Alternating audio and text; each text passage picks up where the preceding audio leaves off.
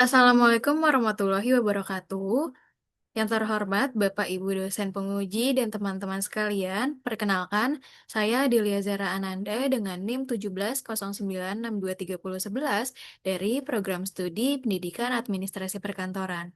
Pada kesempatan kali ini, saya akan mempresentasikan laporan praktik kerja lapangan yang telah saya laksanakan di PT Taharica, tepatnya pada Divisi Sales selama periode 2 Februari 2026 sampai dengan 2 Juni 2026. Presentasi ini akan membahas profil perusahaan, profil divisi tempat saya magang, kegiatan yang saya lakukan selama PKL, hambatan yang dihadapi beserta solusi dan pengembangannya, hingga kesimpulan dari pelaksanaan PKL. Pertama, saya akan menjelaskan secara singkat mengenai profil perusahaan. PT Taharica merupakan perusahaan yang berdiri sejak tahun 1998 dan berlokasi di Jalan Raden Inten 2, nomor 62, Durensawit, Jakarta Timur. Perusahaan ini menjual berbagai alat dan teknologi untuk kebutuhan industri seperti alat pengujian kualitas, alat pemantauan kondisi lingkungan atau mesin, sistem otomasi, alat inspeksi, serta timbangan industri. Produk-produk tersebut digunakan oleh berbagai perusahaan, laboratorium, rumah sakit, instansi pemerintah, hingga perguruan tinggi untuk mendukung kegiatan pengujian, penelitian, pemantauan, dan operasional kerja. Selanjutnya adalah struktur organisasi. Berikut merupakan struktur organisasi PT Taharica. Struktur organisasi ini menunjukkan pembagian jabatan dan tanggung jawab di dalam perusahaan, mulai dari founder atau direktur utama, kemudian ada komisaris, direktur operasional, hingga berbagai divisi seperti business development, IT, finance, HRGA, purchasing, sales, engineering, logistik, dan delivery. Selama melaksanakan PKL ini, saya berada di bawah koordinasi divisi sales, sehingga sebagian besar pekerjaan yang saya lakukan berkaitan dengan administrasi penjualan dan pemasaran. Selanjutnya adalah profil divisi. Selama kegiatan PKL, saya ditempatkan sebagai admin sales pada divisi sales. Sebagai admin sales, saya memiliki beberapa tanggung jawab utama, yaitu melakukan pencarian dan pengelolaan database calon pelanggan, melakukan pendataan serta klasifikasi produk, membantu kegiatan promosi perusahaan, dan mendukung komunikasi bisnis dengan calon pelanggan. Melalui posisi ini, saya belajar bahwa seorang admin sales itu tidak hanya bertugas untuk mengelola pengadministrasian saja, tetapi juga berperan penting dalam mendukung proses pemasarannya. Selanjutnya adalah kegiatan yang saya lakukan selama magang. Kegiatan pertama adalah mengumpulkan data calon pelanggan di wilayah Sumatera Barat. Jadi, saya mencari berbagai industri seperti industri semen dan material, perkebunan dan kelapa sawit, industri makanan dan minuman, serta berbagai perusahaan lain yang berpotensi untuk menjadi target pemasaran perusahaan. Yang kegiatan kedua itu adalah mengumpulkan data dosen dari berbagai perguruan tinggi di Indonesia. Data tersebut digunakan sebagai target pemasaran produk-produk PT Taharica yang sesuai dengan kebutuhan akademik maupun penelitian.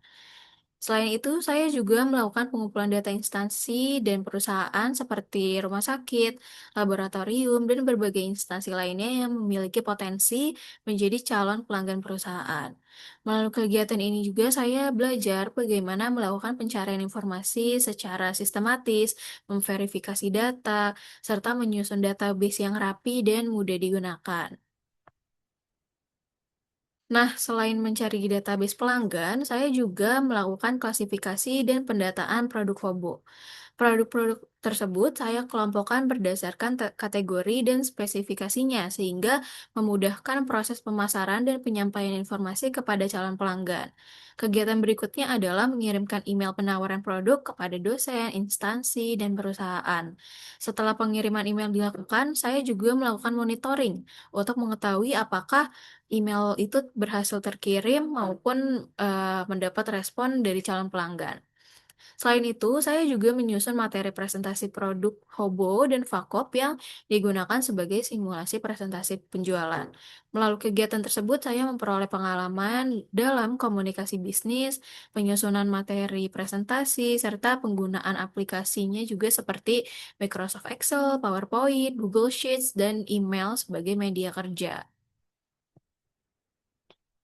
Nah, selama pelaksanaan PKL tentu terdapat beberapa hambatan yang saya hadapi.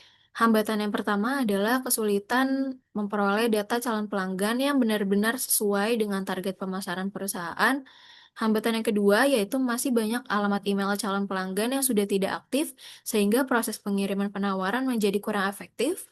Selain itu, pengelolaan database pelanggan yang masih menggunakan beberapa spreadsheet yang terpisah berdasarkan kategori pelanggan maupun wilayah pemasarannya, sehingga itu membutuhkan ketelitian lebih dalam proses pencarian dan pembaruan data.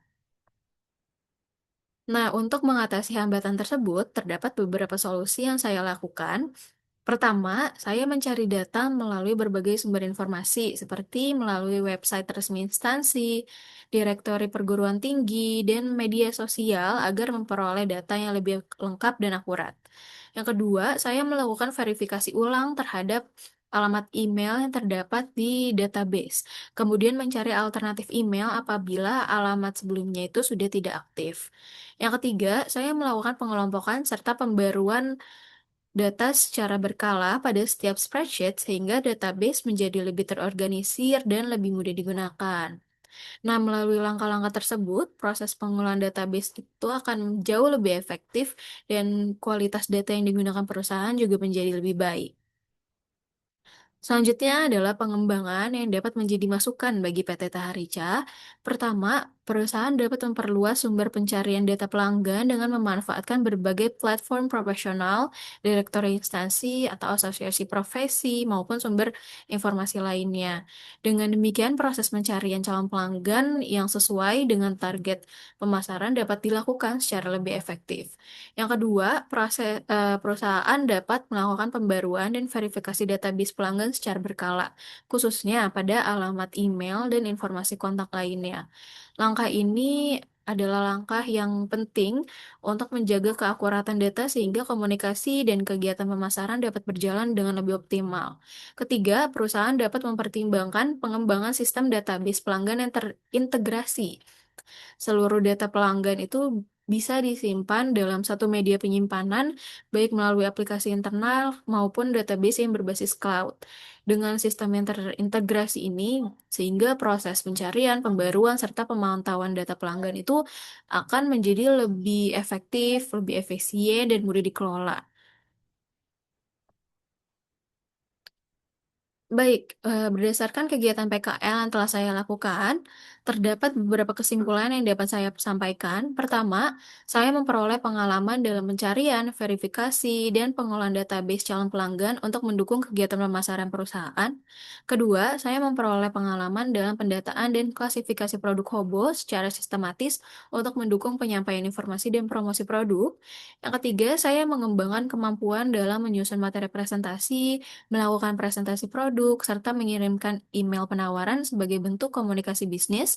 Dan yang terakhir, kegiatan PKL ini juga membantu saya untuk meningkatkan keterampilan administrasi perkantoran seperti ketelitian, manajemen waktu, pengelolaan data, komunikasi, kerjasama, serta penggunaan Microsoft Office, Google Sheets, dan email.